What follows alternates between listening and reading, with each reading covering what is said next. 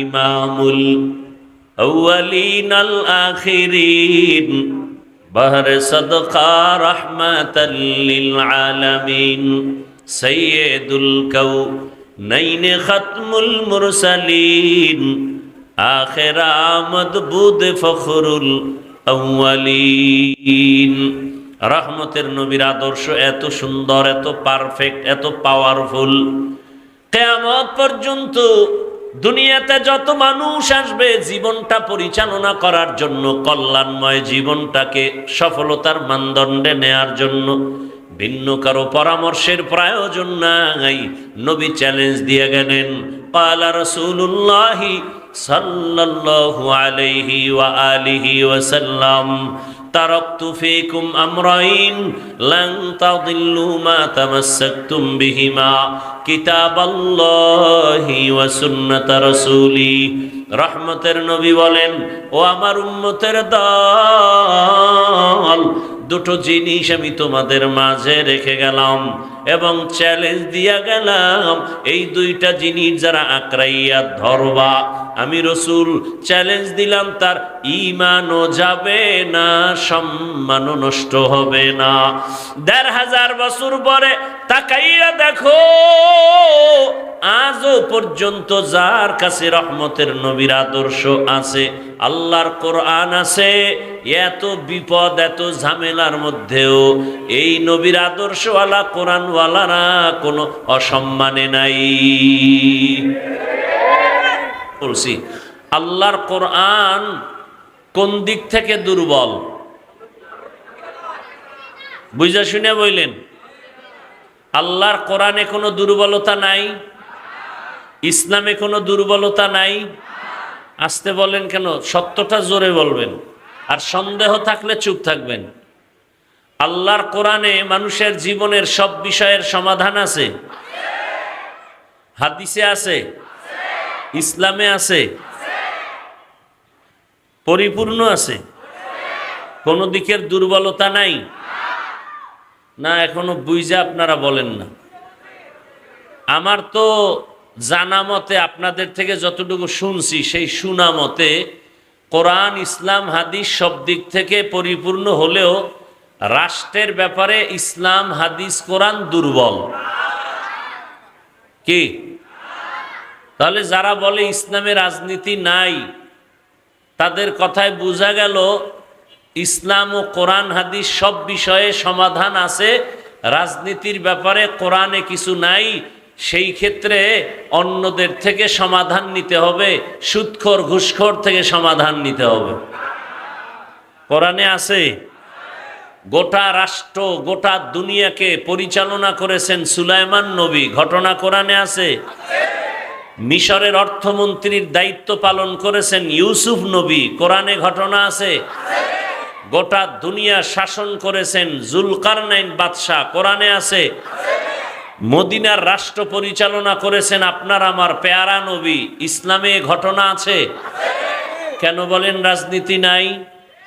ইসলামে দুর্নীতি নাই, চাঁদাবাজি ধান্দাবাজি নাই, পেটনীতি নাই, জুলুম নাই। ইসলামই হলো পবিত্র রাজনীতির নাম। আল্লাহ বুঝার তৌফিক দান করেন।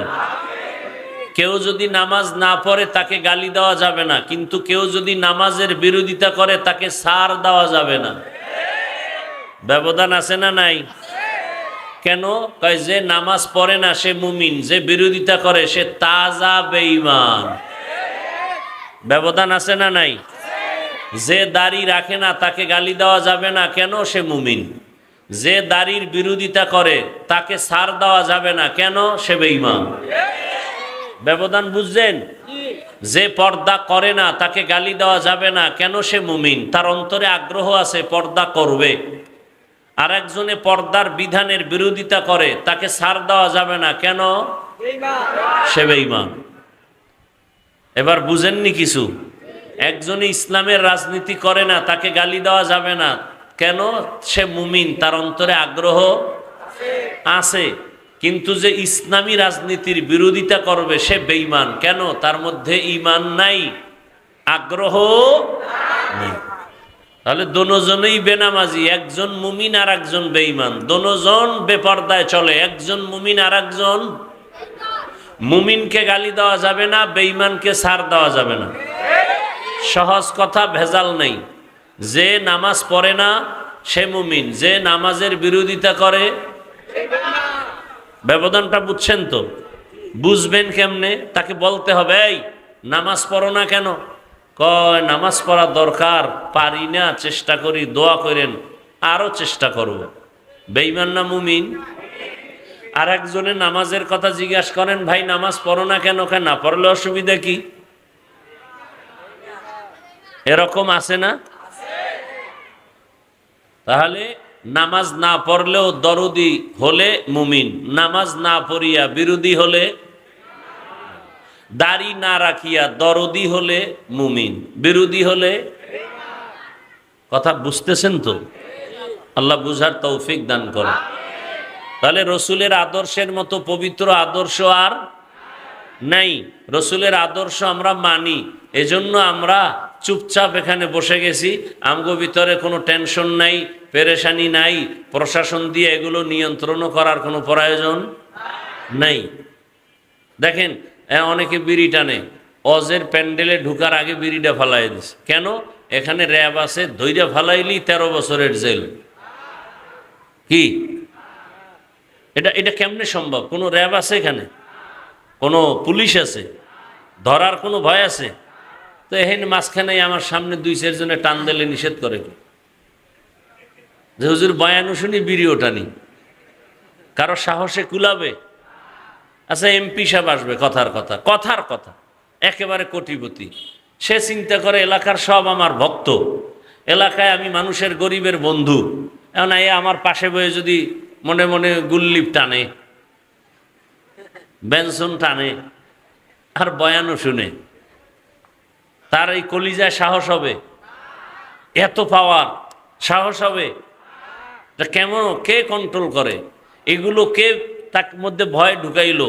কিসের ভয় সে এই বিড়ি এখানে টানে না? টানে ঠিক, এখানে ঢুকার আগে ফালাইয়া দেয়, শুধু ফালাইয়া দেয় না, একটু কুলি কইরা যাই। কি কইরা যাই? কারণ সেও জানে বিড়ির গন্ধে কি মেশকের ঘেরান। এটা রসুলের আদর্শের কারণে সম্ভব, রসুলের আদর্শের কারণে।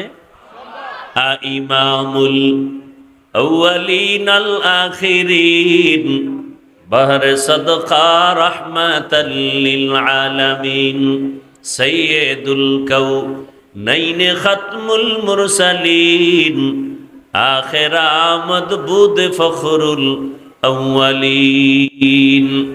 রহমতের নবীর আদর্শ এত সুন্দর, এত পারফেক্ট, এত পাওয়ারফুল, কিয়ামত পর্যন্ত দুনিয়াতে যত মানুষ আসবে জীবনটা পরিচালনা করার জন্য, কল্যাণময় জীবনটাকে সফলতার মানদণ্ডে নেয়ার জন্য ভিন্ন কারো পরামর্শের প্রয়োজন নাই।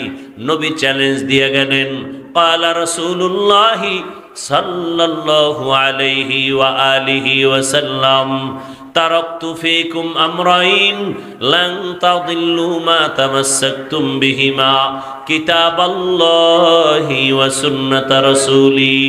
রহমতের নবী বলেন, ও আমার উম্মতের দল, দুটো জিনিস আমি তোমাদের মাঝে রেখে গেলাম এবং চ্যালেঞ্জ দিয়া গেলাম, এই দুইটা জিনিস যারা আঁকড়াইয়া ধরবা, আমি রসুল চ্যালেঞ্জ দিলাম, তার ঈমানও যাবে না, সম্মানও নষ্ট হবে না।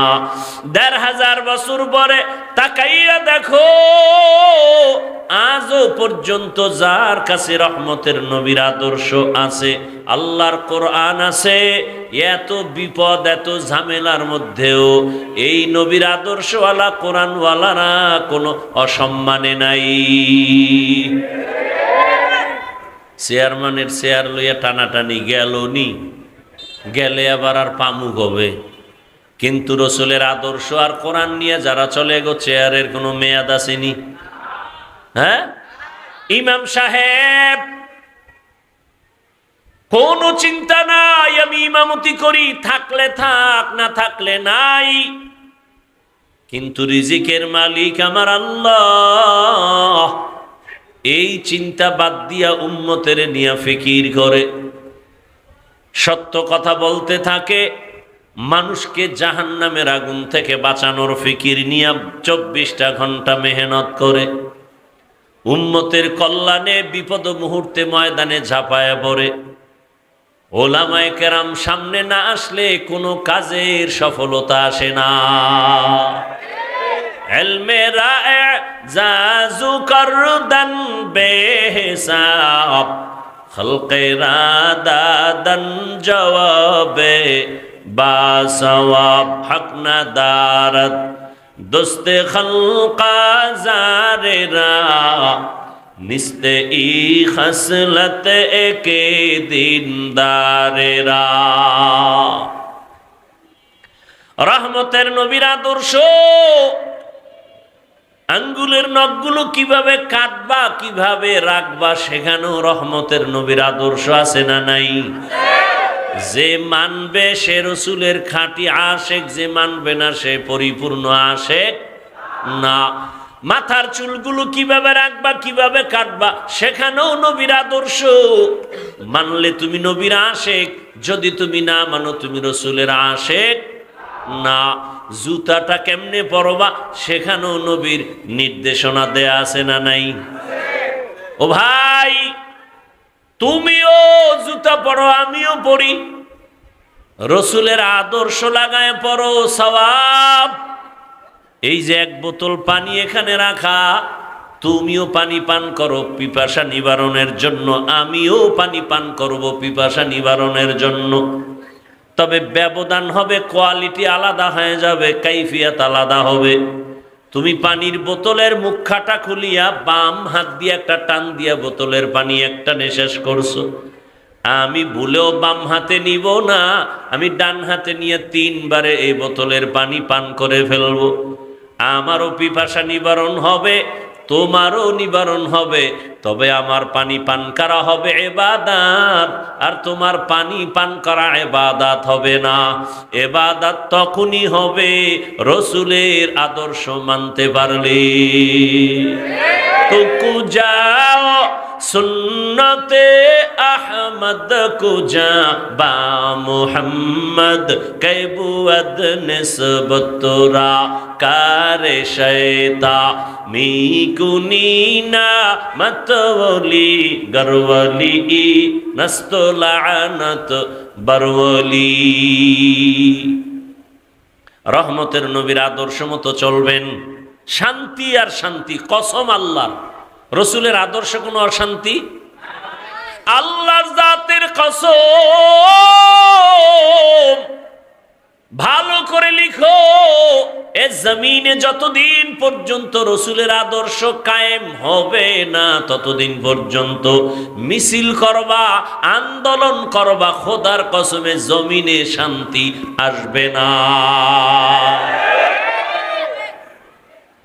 এই কপাল ভরা মুমিন মুসলমান সারাদিন বিড়ি টানে, গাঞ্জা খায়, মদ লইয়া দৌড়ায়। এরে যদি কও এর চরিত্র ফুলের মতো পবিত্র, তো গাঞ্জা খোরের চরিত্রর উপায় কি?